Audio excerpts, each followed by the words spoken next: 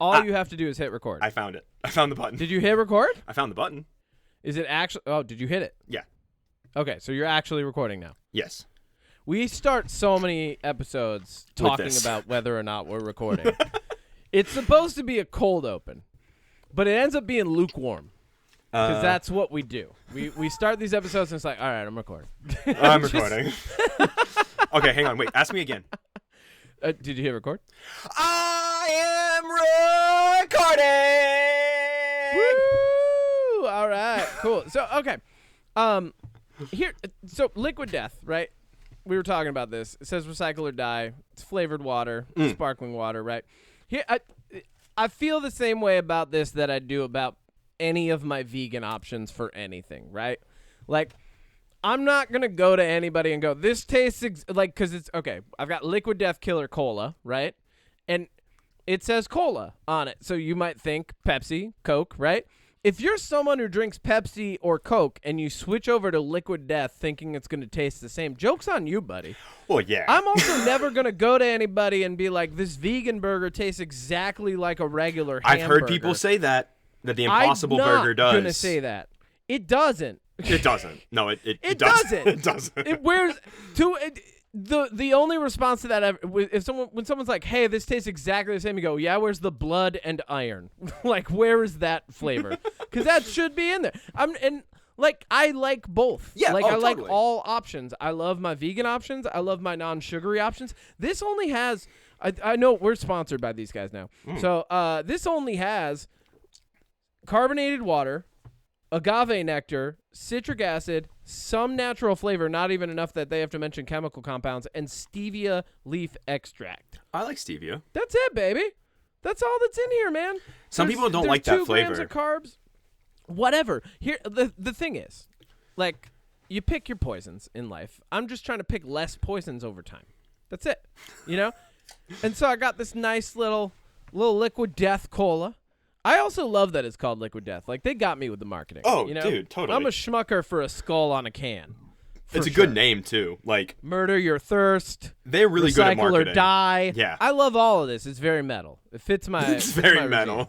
Like, it fits my aesthetic that I've chosen in life. I like that dark shit. We're going to talk about some dark shit on this episode. Why don't we just, you know what? Wolfman 2 Electric Boogaloo. Here we are. Yes. Wait. All right, let's just get right into the theme music then. Wolfman 2 Electric Boogaloo. Here we go. Do you have anything that you want to say? I feel like I just talked at you for 5 minutes. It's okay.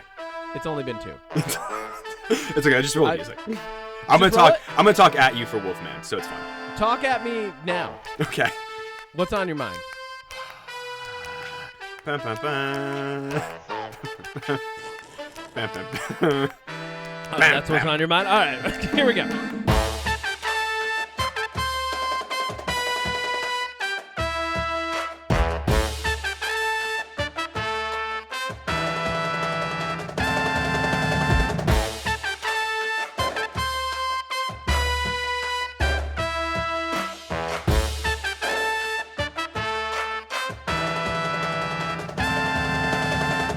You ready to clap? I'm ready to clap. All right. 3, 2, Hold. 1. Well, we could do that again. That was a funny bit. I'm not deliriously tired now, though. Welcome back to another episode of the UnPop Podcast. I'm your Capitan Todo El Siempre, Kevin Miner, he, him. With me, as always, is Odie Matthews, the chef. Cooking up the content with my rooster sidekick named Kaka. They, them. Woo! Cacao! Although, Cacao! maybe I should start saying they, he, so I don't get in trouble when I'm illegal. Yeah, that was I obviously half a joke. You're not illegal, but like, yeah. Okay, so we're hot off the presses of the Trump inauguration, and I did not consume this with any extra layer of filtering. Like, I didn't watch anybody else talk about it. You watched it raw and uncut. Eddie Murphy.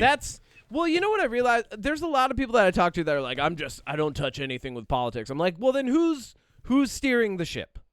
Like, we got to pay some attention, right? Like, you have to. I live here, yeah. So I should pay some attention. And then I realized I don't want to watch MSNBC talk about the highlights from it because they're just going to give me opinions. I don't want to talk. I'm never watching Fox. Like, no. Not unless you want to get a tumor. To say I'm not watching Fox. So what's the other option? All right, watch a live stream of it, right? So I watched the live stream. Here was a funny thing. I purposefully chose not to watch the live stream from the YouTube account of Donald J. Trump. I did that. Smart. I did myself that service. Yeah. But, okay, he came in. This was a very well-written speech. Like, this was, whoever did it, props to them. Good job, guys. You crushed it. Very well-written. He spoke very well, which was nice. But well, he had a speech. And like, you can't go off speech when you're in an inauguration. Well, I'm sitting there. Well, he might have a little bit, but I'm sitting there and I'm doing my stretches. I'm doing some yoga. I'm relieving stress so that I don't feel. I don't know, whatever. But like, I'm watching it and I'm just waiting for the moment that things start to get unhinged in there. And first off, let's go through the list that I got on the actual inauguration. First off, he tried to relabel the 20th. He tried to relabel this day as Liberation Day, period. Like, that was wild. Idiot. It's MLK Day, baby. Absolutely. And I know that falls on a month. Like, maybe he's just, whatever the case is, bad move. Shut up, idiot. Don't relabel MLK Day, Liberation Day on your orange/white behalf, you creamsicle. Number two, when he finally started getting a little unhinged, he claimed that we were going to rename the Gulf of Mexico the Gulf of America. Okay. Wild choice. We live in the continent of North America, so I mean, Canada and Mexico will still benefit from that, but okay. Whatever. He said we're going to go take Panama back from the Chinese. Okay. Are the Chinese in charge of Panama? Is that very new? Interesting. Apparently. Whatever. I'm not gonna get. Does he think Teddy Roosevelt's still down there building it? These were the wildest claims. Apparently, we're colonizing Mars. It's gonna be America's. So we're gonna get a whole planet on top of what we have here. So good for us. We're putting the flag on Mars, baby. That's the real thing. And then what was really funny was they cut to Elon Musk, and he just had like the cheesiest smile on his fucking face. He's like, "Yeah, I'm gonna get billions for my space program." Which. Of all the wild things he said, colonizing Mars is the coolest in my mind. That's the only one that is actually like that's the only one that's not like beneficial for anybody in particular, but it's cool for anybody that's interested in exploration. Yep. So yeah, it's a safe one. Bad word choice on saying that the integration of all racial and sexual preferences are in American culture is over. Bad move. Came out right and just said America will only recognize two genders. Period. Interesting choice. And that I think that's about all I had. I mean, other than that, this is about to mark a 4-year-long period of going backwards for women and minorities and LGBTQ and people that actually care about this country. We're going to go backwards. This is going to be wild. For all of them. This is going to be wild. Wild time. I'm glad I watched it rather than, like I said, I'm glad I watched it rather than getting someone's opinions and then speaking about that afterward and just getting like pieces of the quotes. Yeah. Because I was able to listen to the whole thing together and kind of digest it and be like, all right, well, yeah, going to Mars sounds cool. I was like, that sounds pretty cool. If the Chinese are, in fact, in control of Panama, I'm not that worldly. I don't know that off the top of my head. I haven't been paying attention to the Panama Canal. I don't ship anything that far. If that's a thing that needs to happen, maybe I'll hear more about it. Maybe that's the move. I don't know. But, like, everything else, I was kind of like, all right, here we go. It really is just 2.0. We're really just coming. It was all, other than that, he was hitting all the classics. We're going to deport people. We're going to get rid of all the gangs. Dude, I mean, he's just hitting the classic Trump gong. What's scary about this is T-Rump. he wants to reverse the 14th Amendment for birthright citizenships. And, that's going to be wild. I don't understand. Yeah. And, I mean, obviously it's because I have more than 2 functioning brain cells at any given time. But, I don't understand the thought process behind getting rid of one of the biggest labor forces in America. Yeah. I grew up in Florida for the most part. I grew up, there was a local person, their name was Hunt, and they had tons of orange groves in Polk County where I lived. And they were pretty wealthy for, Polk County, Florida. So as wealthy as you can be in the sticks, their double wide was 3 times as big. But sorry. But anyways, I remember, I was friends with the daughter because we were in the same grade, and I remember her telling me one time, because we went to church together, like 90% of the people that worked in the groves were people that had come over from either Mexico, Cuba, or was Mexico and Cuba? Yeah, it was Cuba. Yeah, Cuba. And they were, they pennies on the dollar, and that's kind of how it was. So I'm like, in my head, I'm like, I know that's the case in other states like Texas and California. So on top of getting rid of the birthright citizenship, the whole deportation of illegal immigrants and the halting of anybody coming in from the Mexico border, it's so fascinating that like all these like true-blooded Americans that live in like bumfuck nowhere Kentucky are worried about like immigrants coming over on the other side of the country when they've never left single brain cell USA Kentucky. Like it is so interesting and curious to me, like the way that all these pieces are falling, and it just paints this really interesting picture of America to me. And how I view America now is just a TV that's on pause. Like, I feel like we have not made any progress as a country since, like, ever. Yeah. Well, all I have to say is bad news, Tanner, River, Amber, Amelia, all you weird little Gen Z babies, you got to go pick oranges now. Those are the jobs that are opening up. So congrats. Well, that's for Connor and Bryce and Luke. All you young Americans who are going to trade schools instead of going to universities because they're too fucking expensive because the system's broken. Bad news. Orange groves are opening up. Well, those are the jobs for the trade schools now. That's just what it looks like. It's just like, all right, well, good luck getting Gen Z and Gen Beta to go pick oranges for you, Trump. You mentioned another good point about like the universities and stuff, and it is very scary how far down the list America is for education, like peace of life, healthcare, all of that. And the big one is education, because I think that this will definitely shift, because I think younger people, generations below us, are starting to finally realize kind of how this all works. But people aren't going to college as much, and it's only a matter of time. Like, there was I read an article the other day about a really old university in Illinois that's been open since like the early 1800s, had to close its doors because there wasn't enough people going to pay the bills. To college. Yeah. And you know what? Good, because college should not be too expensive. It should not be $250,000 so I can go work a desk job and make $250,000 over the course of 30 years to pay that off. That's fucking stupid. There's a domino effect. And I don't have a college degree. And I don't have college debt. So spooky time, and we're here to talk about a spooky movie. We're here to talk about werewolves. We're recording it for the second time because thanks GarageBand. Thanks GarageBand. For sending me 31 megabytes of nothing. Thanks for dude, both of the files too, which is crazy. It's happened before. It'll happen again. Don't say that. Whatever. I don't care. It will. You can't guarantee 100% efficiency on anything, man. You can if you're Trump. You can try. You could try. All right. So tell us about werewolves before I tell you about the Snorefest. Oh, wow. Wolfman. Okay. All right. Sweet. Yeah, I've got some notes on werewolves. It's like I knew this already. Yeah, let's get into this. So there are some classic werewolves we've got. Well, and first off, let's comment. Weird move putting the werewolf movie in January. Well, I was going to actually look this up because I was curious. So while you give us give us the werewolf, I want to see. I think Wolfman was moved. Was it supposed to come out earlier? I'm going to find out.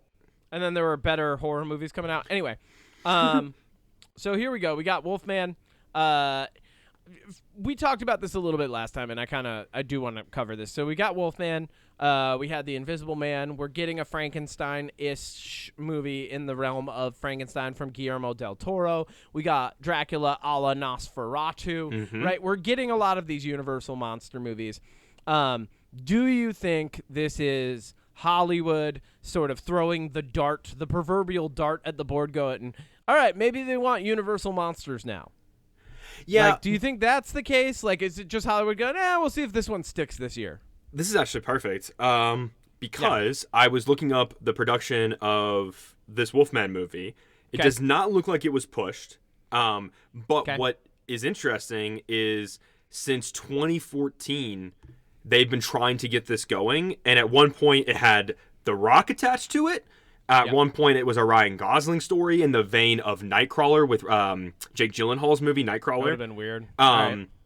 So it looks like after The Mummy with Tom Cruise in 2017 bombed, they canceled and like redirected, and then Lee Winnell did Invisible Man, and then did Wolfman. So so they were gonna try to weave this into the dark. So this is a Monster Avengers. Originally, there was going to be a Wolfman story with Ryan Gosling that was going to be weaved in, but then when that failed, they were like, "Okay, Lee Winnell, do your own thing." So this is very much created to be a standalone.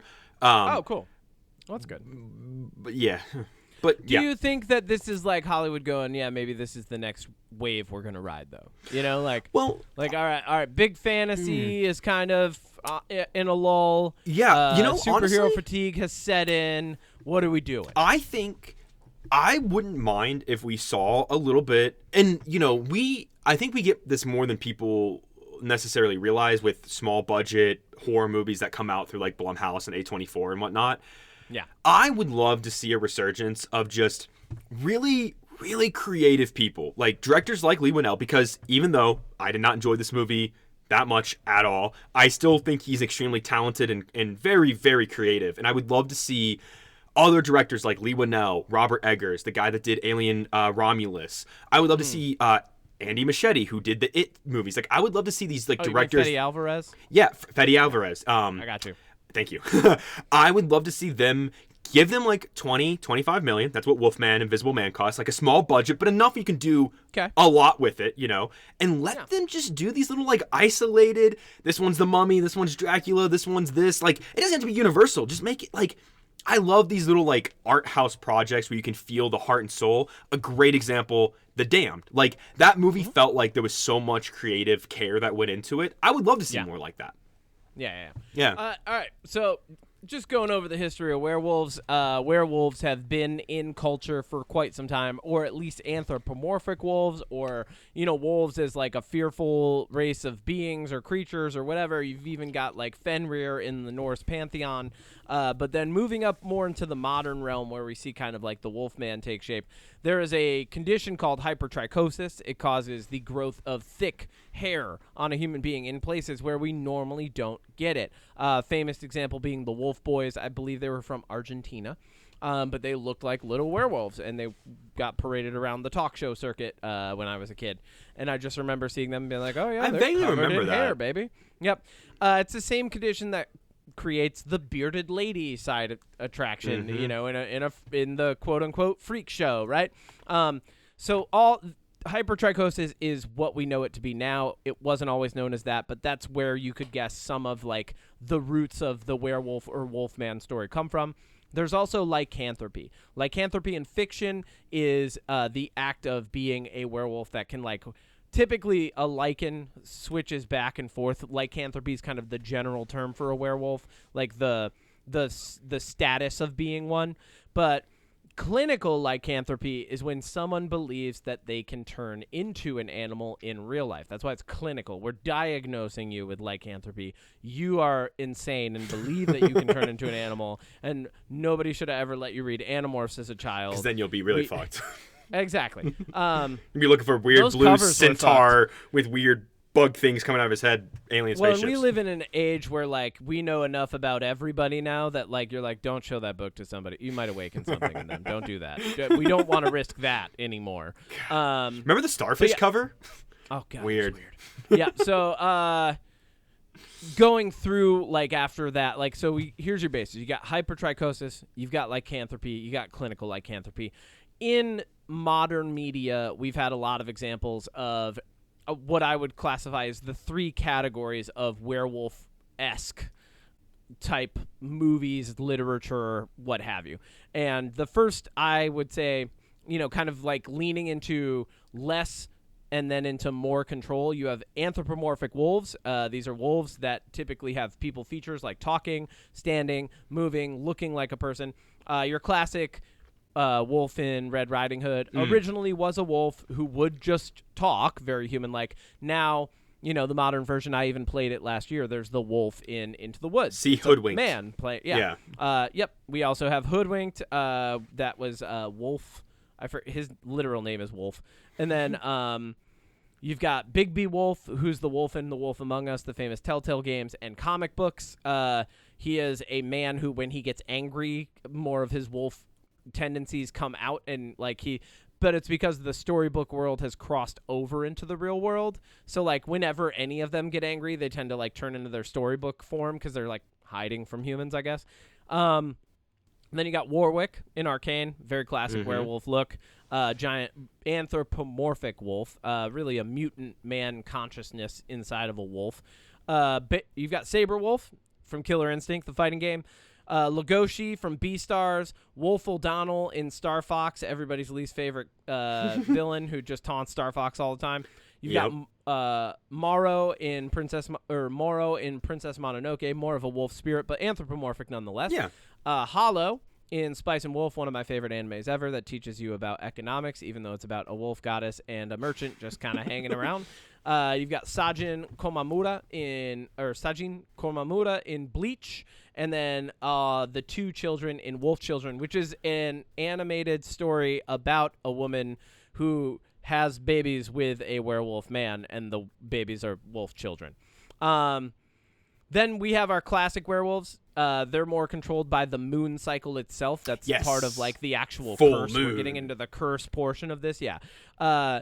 Notable ones there. We've got all the Wolfmen's pretty much. Like most of the Wolfmen's are controlled by the moon, right? Yep. Teen Wolf, stuff American like that. Werewolf in London, American Werewolf in Paris, Exactly. the remakes. Yeah. Silver Bullet, Cycle of the Werewolf, Remus Lupin and Fenrir Greyback, Gary Oldman in Red Riding Hood with Amanda Seyfried. Yep.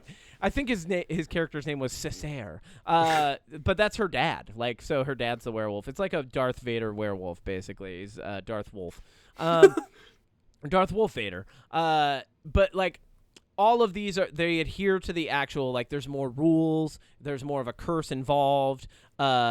And then you lean more into your Lycans, which have control over the curse. It becomes less of a curse at that point and more of like a convenient ability that makes you stronger than almost everyone around you. Yeah. Yeah.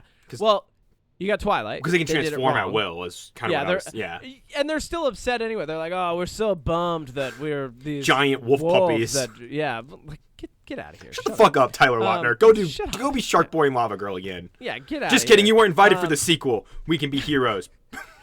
And then we got Underworld. I think they kind of did it right. I mean, I've talked about this to you before. Like Underworld, the original trilogy, it just gets wild, like crazier and crazier and crazier. But then you've got the prequel, Rise of the Lycans, and I think that was like how it should have been the entire time. It really centers the story around the werewolves, specifically Lucian, the leader of the werewolves, how he became the leader of the werewolves, just everything around that's really great, and I believe Charles Dance is the bad guy. Anyway, I am going to cover the Underworld series for Magnum Opus. So let me ask you this question before I forget. When I do that, I usually do the movies in order, like just order.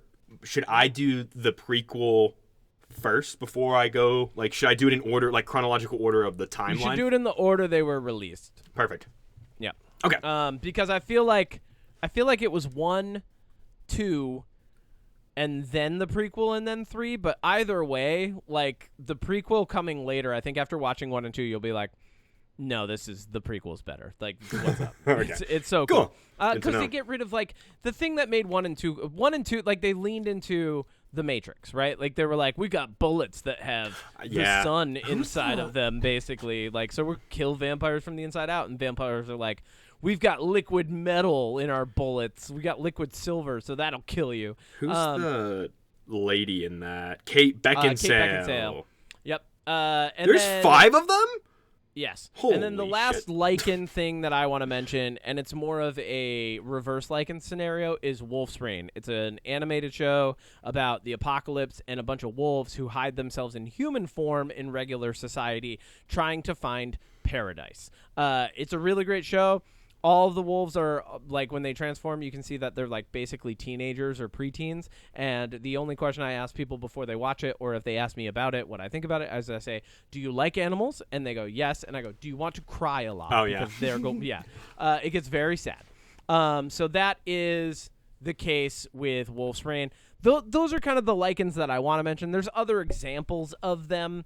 But ultimately, I think the more important thing to point out is, like, when you go from anthropomorphic wolves to werewolves, which is, like, classic horror introduced that, the Universal Monster style, right, controlled by the moon, to Lycans, what you're really doing is you're saying, all right, cool, the rules are these are humanoid wolves, and then the rules are these are cursed wolf people, and then the rules are these people are cursed but like less so, they can just transform whenever they want. Like I said, it's more of a convenience. I don't feel like I'd be mad if I was a lichen. Like, I feel like I'd be upset if I was a werewolf. I'd be like, oh, fuck, here comes the full moon. Lock me up. Like, let's not do this again. One more thing that I think does bear mentioning, in the world of Magic the Gathering, oh my God, there are werewolves on the plane of Innistrad. Okay.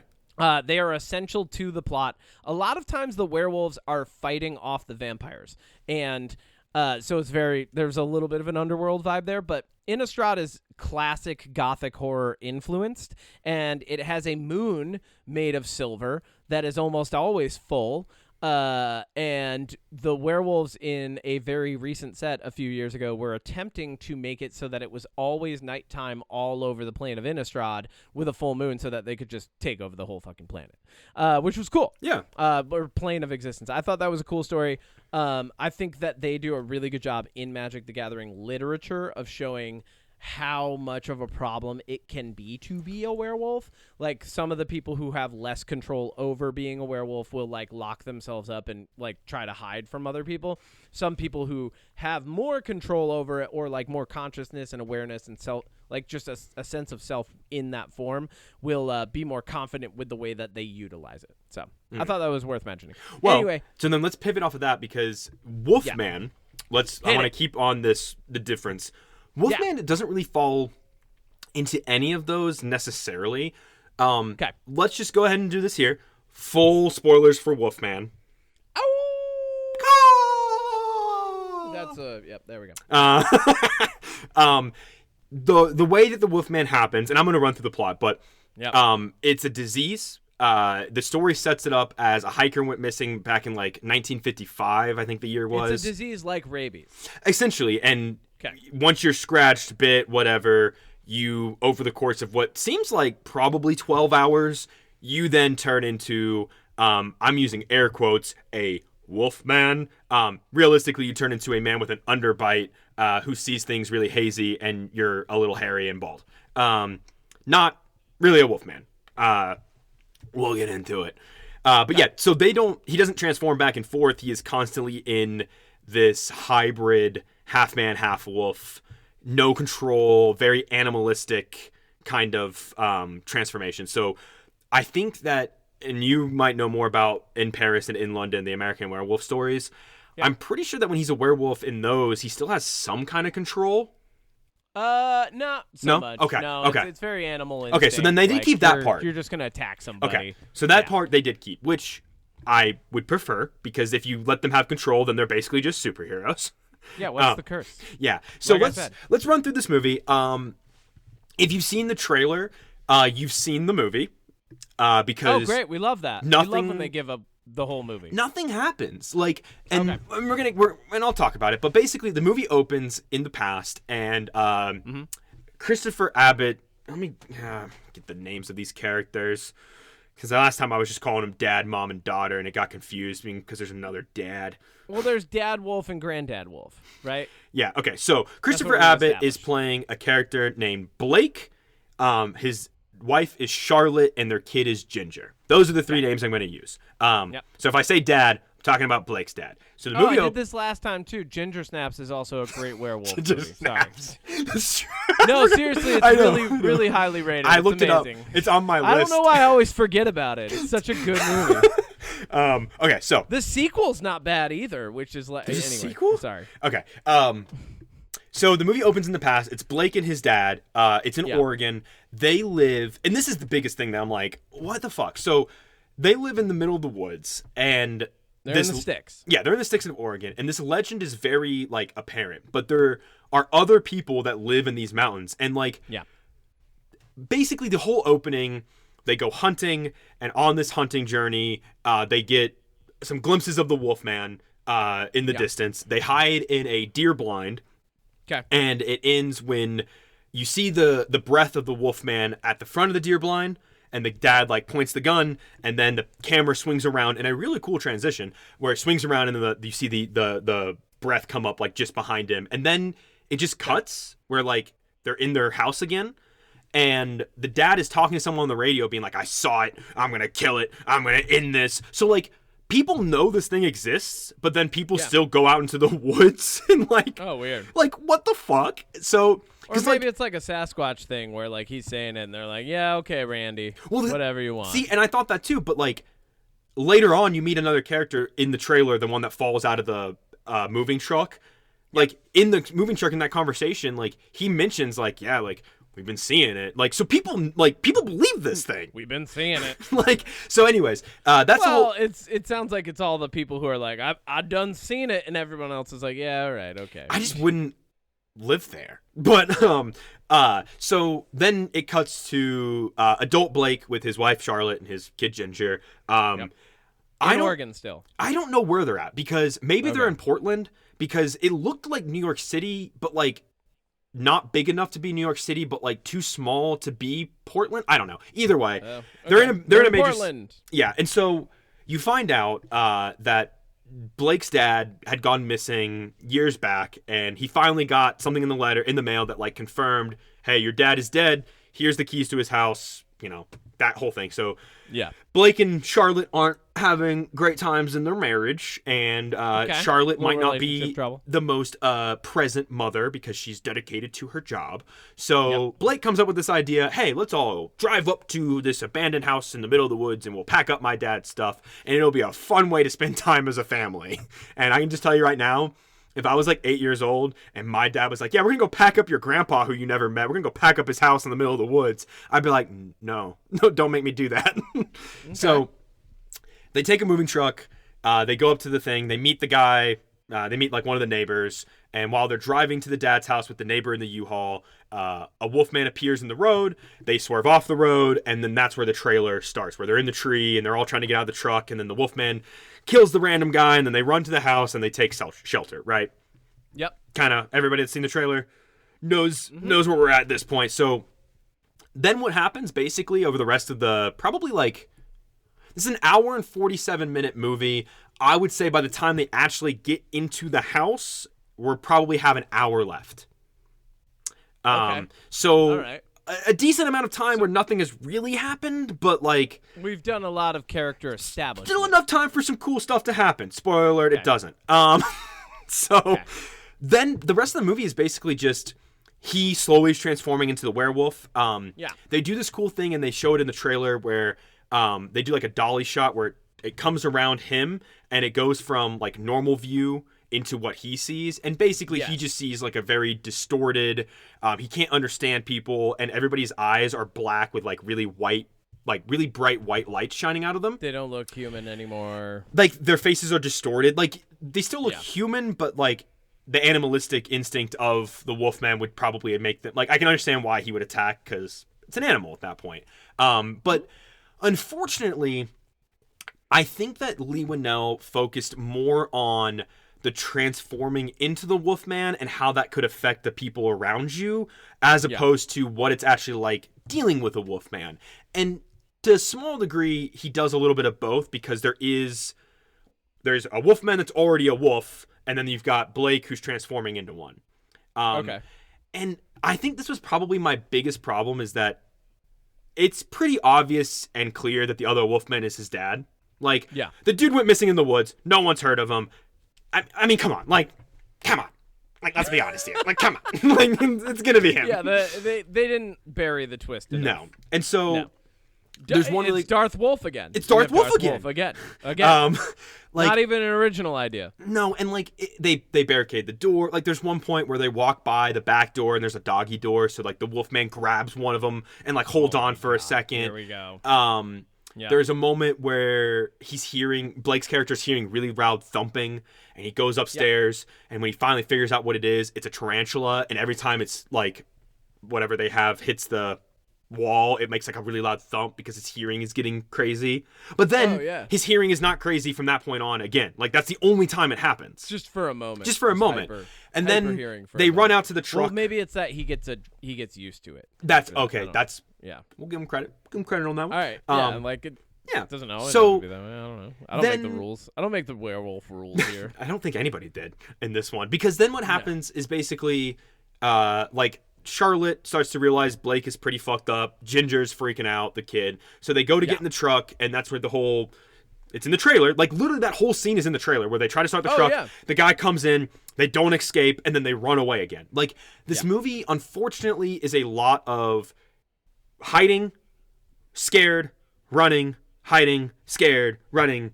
And, like, it's not scary enough for that to really pay off, but it all ends when we get a Wolfman fight.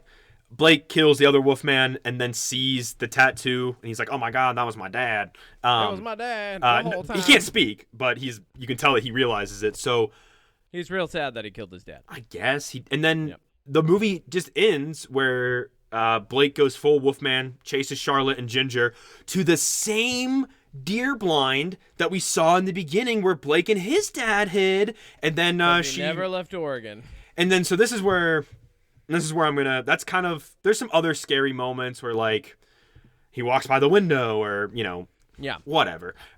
So this is where Lee Winnell is kind of known. In Invisible Man and Upgrade, there's kind of like this message, right? In Invisible Man, it's domestic abuse. In this one, it's hit over your head repeatedly about how, literally, I'll just tell you the line. Blake says a line to his kid. Sometimes your parents have so many scars and they're so worried about giving their kids their scars that they give them the scars anyways. Or it's some fucking, something like that. Well, then it sounds like that's what the movie's about. Like, they have trouble in their relationship. Probably one of the parents gets along with the kid better than the other one. And so then they're trying to, like, protect the kid. And it's the whole message of, like, you do everything that you can to protect your kid from monsters, but sometimes you become one. You are the monster. And so there's this whole gag between Blake and his daughter, where because, like, there's a moment in the beginning where he, like, yells at her for not listening, and then he's like, "I'm sorry, I love you," and then he's like, "What am I thinking right now?" And she, like, puts her hand up to his head, and she's like, "That you love your daughter very much." And so at the very end of the movie, when they're in the deer blind, he pops his head up, and the girl, like, reaches her hand out and, like, puts it on his forehead, and she's like, "He wants this to be over." And then the mom shoots him, and he dies, and the movie ends. I think we wanted it to be over. I wanted it to be over. Yeah. I've become. You're just in the theaters. You're like, yeah, me too. Please do it. No, like, I have become more okay with walking out of movies than I ever have in my entire life, and it's really annoying that I've seen 4 movies in theaters this year, and 3 of them I've wanted to walk out of. Quality's going and down, my catchphrase is always, "I get it. I get it. I get what's happening here." Like Craven. Like, I get it. Like, so. Well, and I'm glad I didn't see this one. Yes, I'm glad you didn't either. It would have been a waste of time for you. Yeah, it feels like it's something that I might throw on some night when I'm there are a couple cool moments that are worth else. The transformation scene was released on YouTube, and I was talking to my friend Andrew, who is he's a writer, and he's actually working on a werewolf short film. Okay. Because he's a director.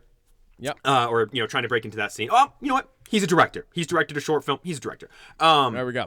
And so I was talking to him about it a little bit, and he was like, "Yeah, they released the transformation scene." And he's like, and I was kind of like confused about it. I was like, "What transformation scene?" So I looked up the clip he's talking about on YouTube, and I'm just gonna tell everybody this right now. They sell this clip as a transformation scene, but in the movie, when he's doing that, he's already there. Like, the only thing that changes is, like, his knuckles, his underbite becomes a little bit more apparent, and then, like, his head's a little bit more bald. But, like, up to that point, he's already as Wolfman as he's gonna get that we just saw before that happens. He's more man than wolf. Yeah. All right. Halfway through the Animorph transformation, he got canceled. All right, they didn't name the movie correctly. It's Manwolf, not Wolfman. We all get it. If you're a parent, sometimes you're a monster. Got it. Hairy Man in the woods runs around for 90 minutes. How many howls at the moon does this movie get? 1 caw at the moon. Cool. I'll take that. And then, was it fun? No. Okay. Yeah. Oh, okay. So just for those that are new, any new movie that comes out this year that I see, I have a rating scale because I'm seeing a ton. It's either good, garbage, or fun. This was garbage. It's up there with Den of Thieves 2 and A Better Man. Those 3 are garbage. We have that rating system on this podcast because it's like, all right, this movie was bad, but it was fun. And exactly. that's fine. Like, in my mind, if I go see a movie and it's not how many movies are going to be the best movie you've ever seen?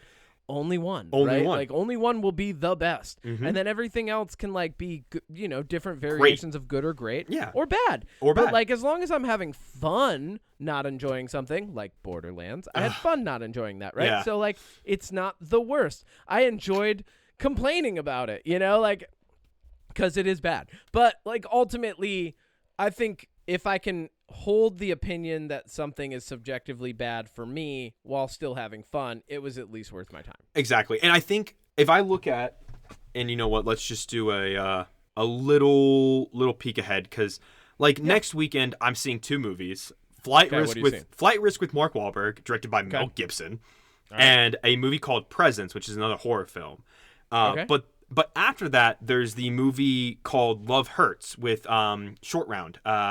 Oh yeah. What's that? Ki Kwan. Thank you. That movie looks like it's gonna be fun. Got you. It's another John Wick style, which I kind of like those.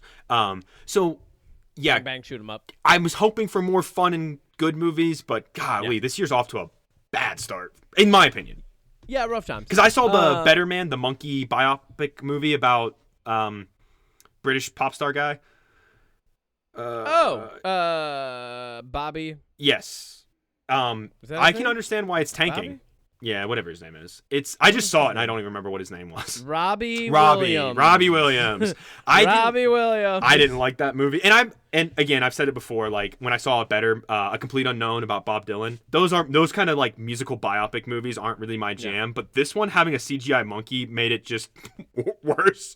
So much worse. I'm like, I don't understand the thought process behind this. You spent $100 million to make this movie about a CGI monkey man that nobody knows in America. He's never been big over here. I feel like he smoked some weed and was like, "This is a great idea." Yeah, I feel like not Scorsese. Was it Scorsese? Who? No. I'm about to look. I feel like Coppola got to him.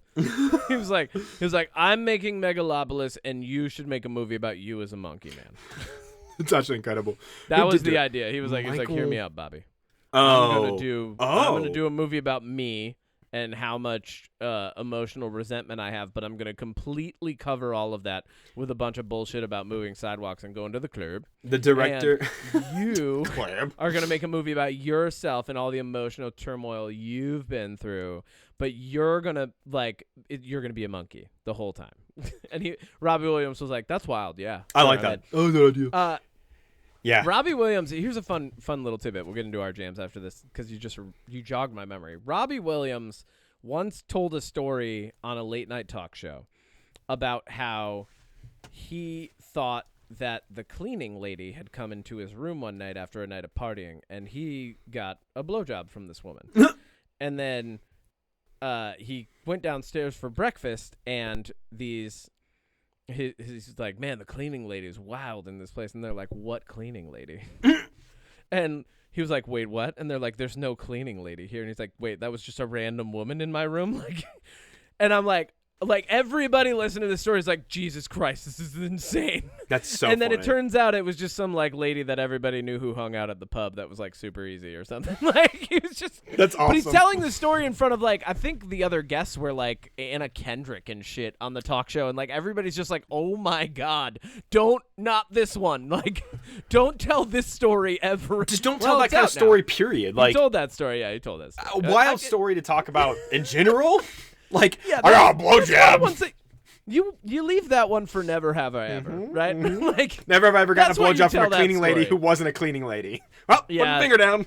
Or you just kind of quietly go, "And no one will ever know." Like, we don't have to tell everybody everything. Oh, exactly. Robbie Williams, you monkey man. So yeah, 3 out of 4 bad start this year. Yeah, bad start for movies. Oh, you know what's also funny about that? Bad start for TikTok. Bad start for a lot of things. Bad start for America. Great start for Magnum Opus. In real time, I believe the first lawsuits are being levied at the new regime. Hold on. Lawsuits. Forbes has it. Live update for us, not live update for the fans. Yep, let's see. Okay, here we go. Trump will face first lawsuit. targeting Elon Musk's Doge, which is why they named the Department of Government Efficiency that, right? It's a meme name. They're a meme. Moments after taking office. Great. And so it begins. Welcome to the golden age of America, as he said in his inauguration speech. Childish Gambino. This is America. Happy Liberation Day. Welcome to the golden age. What's your fucking jam? I almost want to say my jam should be This is America, just because it's, like, fitting, but... My jam is the Gulf of America. My jam is TikTok. No. Oh, hell yeah. Fuck It's no. unbanned. Thanks, Donald Trump, a day before you took office. I'm sure it was all you, baby. Dude, all those TikTokers who made those really cringy, they have a suitcase and they're like, goodbye, TikTok, and they like walk out of frame with it. Like, all those people probably feel so silly right now. It just goes to show you a lot of people are very cringe. Dude, I saw one that was super, super, super cringy. So I had a conversation in between the inauguration and us recording now, and we'll get into our jams after this. I feel like this is worth it to share. Absolutely. I had a conversation where I was like, listen, this is going to be a very tough year for some people who are friends of mine, like who are people that I love and know and care about. These are going to be tough 4 years. And that person was like, why? And I said, well, let me pose the question to you, like, because it's not about just what was said during this inauguration speech. This guy is the commander-in-chief, and a lot of people seem to think that, like, he's literally just in charge. No. But he's not, because even if you want to run the country like a business, you're not the CEO of America. There's a whole lot of other shit in play. But ultimately, him saying that there's only two genders is a huge issue for a lot of people's mental health. And so but to get the point across, because I'm not just going to, like, you know how I am. I'm not in the comment sections. I'm not arguing these points. I'm doing everything I can to remain an intellectual, an academic, and a humanist above all else. And I said, well, if I ask you the question, are there a lot of stupid people out there? Your answer is, and they go, yes. Because most people, I feel like, would answer that. Oh, absolutely. Yes, right? I go, are there a lot of stupid people out there? Yes or no? And they're like, yes. And I go, great. Those people will hear what this man says and then take a lot of it very literally and take a lot of it out of context in a negative way, which creates a negative atmosphere for some of the people that I care about to literally exist within. So, like, that's what makes it hard. Mm-hmm. And what was nice was having that conversation. The person I was talking to was like, "Oh, yeah, I get that," and like it felt like a win today. I was like, "Okay, well, that's a win," you know. Anyway, what's your jam in This is America? This is America? Is it actually this? No, I did put that on my playlist last night, though, because I was like, that's a good song, and it should be on my playlist. Anyways, hell yeah. I love Childish Gambino. Me too. And honestly, okay, you know what? I have too many jams. A Real Pain is a movie on Hulu with written, directed by Jesse Eisenberg, starring Jesse Eisenberg, co-starring Kieran Culkin. And funny enough, I recently learned that Jesse Eisenberg had only met Kieran Culkin twice in passing. He didn't read for the script. The role of Benji that he plays was originally going to be played by Jesse Eisenberg. Jesse Eisenberg hired him and was just like, yeah, I've heard that your vibe fits this, so like, let's do it. And then you watch the movie now with that knowledge, like having watched it with the knowledge afterwards. A Real Pain is about two cousins that are basically like brothers that take a trip on a heritage tour of Poland. They're Jewish. Their grandma just recently passed away. One of them has a life with like a wife and a kid and seems put together on the surface. The other one seems a little bit more broken, was closer to the grandma. And as the 90-minute, and that's what I love about it, it's another short movie. As the 90-minute adventure kind of like unfolds and they go through their story beats, it's a really good emotional kind of like it's a walk through a really interesting look and a really heartfelt look at Jewish people during World War II and what they went through and immigrating over to America. It really leans into that a lot. And it also has one of those endings where you're like, am I satisfied with that? Because it feels real. Like sometimes with dramas, they have the really big conversation at the end where like, you just got to put yourself together, get back out there. They're like, yippee. But like this one kind of ends where they're like, they had that conversation. But, like, not to spoil it, but, like, there's a lot of conversations that feel real because you're like, that really didn't fix everything. It's a real it feels like real dialogue. It's a really good movie. It's really beautifully shot. I really enjoyed the performances. Kieran Culkin, I'm now going to watch Succession because I love him. He's incredible. You're finally going to watch Succession? Yeah, I think so. Great. Have you heard about One Punch Man? Can't wait for you to come on the podcast talking about Succession, a show that I finished watching 2 years ago. Have you heard of One Punch Man that came out? What? One Punch Man, this new anime, really good. Oh my god, shut up. Okay, that's my jam though. Real Pain is really good. Yeah. So mine is Idola released the final album in the Alchemist and the Architect cycle. It's called Mend. It's amazing. It's totally different from the previous album. It's way lighter. There's some really good jams on it. I did get a moment to kind of chat with Andrew for a second and just be like, yo, dude, congrats. Fucking amazing. There's a really cool jam on that album called What It Means to Be Alone, and it's totally a departure from everything that they've done on other albums. It's it really leans into this 80s almost synthwave vibe, but the lyrics are really dense. I love everything about it. I love the album starts with a Hail Mary prayer and then kind of closes with this recognition that you might be reborn, and it's much more of an embracing of Eastern philosophy at the same time, hey, I'll see you when this comes back around. And one of the biggest themes in Idola's discography is this notion of going in circles, of time and just repeating itself or being reborn and then having to learn everything all over again, or maybe having knowledge of a past life but still fucking up anyway. It's really cool how that just keeps coming back, and then the last lines are hey, when I see you again, here we go. When I see you again. Not like that. Oh. So that was my jam on that realm. Other than that, I would say we should probably throw down our jam as Sakamoto Days, which is amazing. Forgot about that. Amazing show. 2 episodes in. Mm-hmm. Absolutely phenomenal.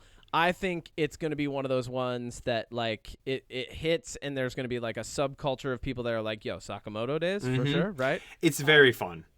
Yeah. And it was the same thing with Way of the House Husband. Anybody who knows Way of the House Husband loves it. Anybody who knows Sakamoto Days loves it. Yeah, it's good. Because they're relatively low concept, but then they have some cooler anime plots in it, right? Yeah. So I love everything about it. I love that his promise is not to kill people, so he's got the whole Batman complex going on, right? That's what I loved about it. I love that he's out of shape. Yeah. Well, that's what they say. He's obviously not out of shape, but that's what they say in the first episode. They go, and Sakamoto got out of shape. And I'm but he can still throw people through brick walls. So I don't think he's out of shape. The literal line is one day Sakamoto got fat. Oh, is that what it is? I must have been dealt with my facts. Dub, the literal line is, and then one day Sakamoto got fat. I must have really missed that. All right, cool. Well, he's the best hitman ever, and then he decides to have a family life and just eat meat. I thought they said he got out of shape. His life with his wife and daughter. Huh. I must have misremembered that. Wow, that's so funny. Okay. But great. It's great either way. Fat, out of shape, doesn't matter. It's really good. I like Yen as a character, too. Him being he can read minds. Love that. Yep. If you could be a wolf person, what type of wolf person would you be? Would you be an anthropomorphic wolf? Would you be a werewolf? Or would you be a lichen? Which one would you want to be? Okay, I'd be a Twilight wolf because think about how many people would want to pet you. Okay. Do you love that answer? No, I know, I'm just kidding. I mean, is that the actual answer? Is that your answer? Do you want pets? I'd probably want to be the guy from Arcane, Warwick. Not in control of yourself? I feel like there's no proper answer to this question. I was just saying, I don't know how to answer this question. I would want to be a lichen only in the sense that that is the way that I would want to be. I don't think I'm putting myself in any specific universe. I guess if I'm a lichen, I have to be in the underworld universe, really, which means I'm going to be hunted forever by vampires. So whatever. That's my fate. I've decided. Would you rather be a vampire or a wolfman? Wolfman, for sure. Really? 100%. I'd rather be a vampire. No.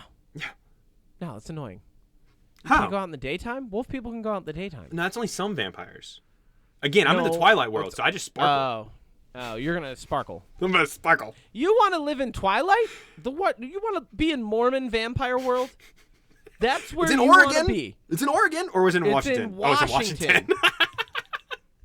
It's by Spokane. You know more about Twilight than I do. And it's also not pronounced Spokane. It's pronounced Spokane. We're banned from there. I have spent too much time in my adult life. Okay. There's mansplaining, and then there's womansplaining. and I have had Twilight woman-splained to me multiple times, just for the sheer fact that, like, very much like a Taylor Swift comment, right? And we've been over this. I don't actively dislike Taylor Swift. I just think she's fine. But sometimes you meet that person where you're like, that's fine. And they're like, it's fine? No, I'm going to explain to you why that's not fine. Same thing with Twilight. I've been like, it's just not that well written. And they're like, it's not. Oh, no, you did not. And then here we go. I get the whole explanation about why it's a beautiful story and all of the metaphors and everything. And I sit there and I handle it because I know that I've done this to other people. Right? I've mansplained. So it's only right that karma would come back and get me with sparkly vampires and stupid wolf people. That's the end of this podcast.